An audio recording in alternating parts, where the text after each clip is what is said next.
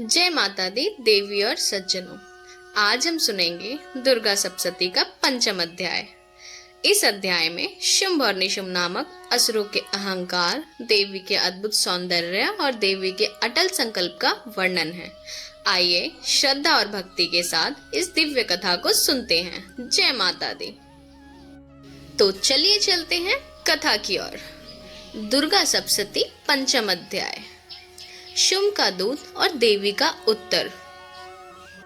देवताओं की प्रार्थना के बाद मां भगवती द्वारा दिए गए वरदान के पश्चात देवताओं को विश्वास हो गया कि संकट के समय मां अवश्य उनकी रक्षा करेंगी। समय बीतता गया। फिर शुंभ और निशुंभ नाम के दो अत्यंत शक्तिशाली असुरों ने तीनों लोकों पर अधिकार करना शुरू कर दिया।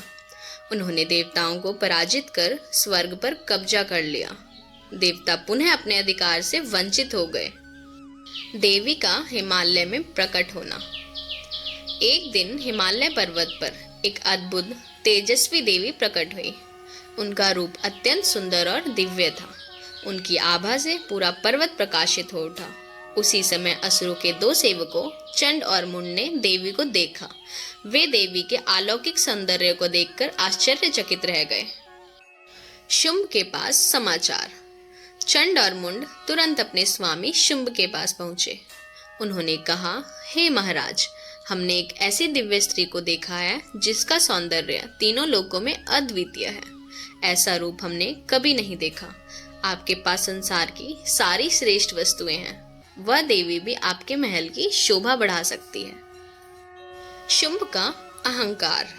यह सुनकर शुंभ के मन में अहंकार जाग उठा। उसने सोचा कि जैसे उसने देवताओं के सभी रत्न और वैभव छीन लिए हैं, वैसे ही वह उस देवी को भी प्राप्त कर लेगा। उसने अपना दूत सुग्रीव देवी के पास भेजा। दूत का संदेश। दूत देवी के पास पहुंचा और बोला, हे देवी, शुंभ और निशुंभ तीनों लोकों के स्वामी हैं। उनके पास अपार धन, शक्ति और वैभव है। वे आपको अपनी रानी बनाना चाहते हैं।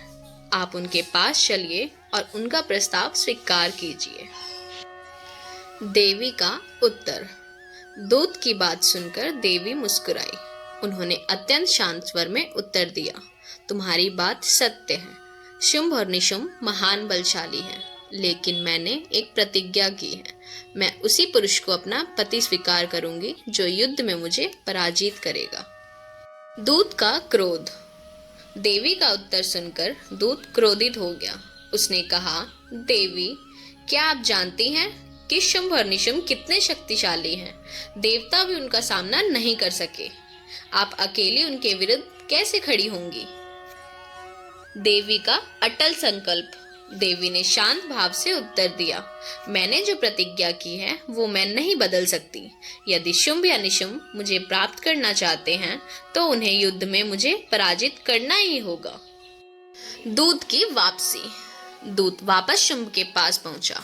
उसने देवी का पूरा संदेश सुनाया। देवी की बात सुनकर शुंभ का क्रोध बढ़ गया। उसके अहंकार को गहरी चोट पहुंची। उसने तुरंत अपने सेनापति ध्रुमलोचन को आदेश दिया कि वह देवी को बलपूर्वक पकड़ कर लाए। यहीं से अगले अध्याय की दुर्घटनाओं की शुरुआत होती है। तो भक्तों, यह था दुर्गा सप्तशती का पंचम अध्याय, शुंभ का दूत और देवी का उत्तर।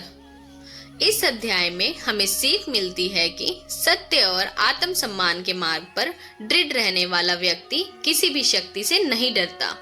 अगर आपको यह कथा पसंद आई हो तो कमेंट में लिखें जय माता दी। अगले वीडियो में हम सुनेंगे दुर्गा सप्तशती का षष्ठम अध्याय। जय माता दी।